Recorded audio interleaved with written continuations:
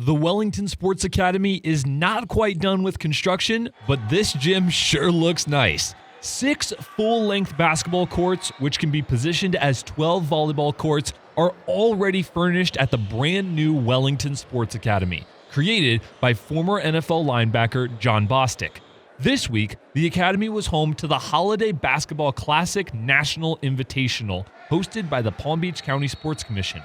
For its 9th year, high school basketball teams from across the country come to the Palm Beaches for an elite single elimination tournament. In the mornings, the boys' JV bracket took place with 7 out of 8 of the teams from Palm Beach County and the Treasure Coast. The final game was between the Centennial Eagles and the Cardinal Newman Crusaders, with Centennial taking home the trophy 62-60. For more scores and brackets from the varsity divisions, download the Holiday Basketball Classic app today.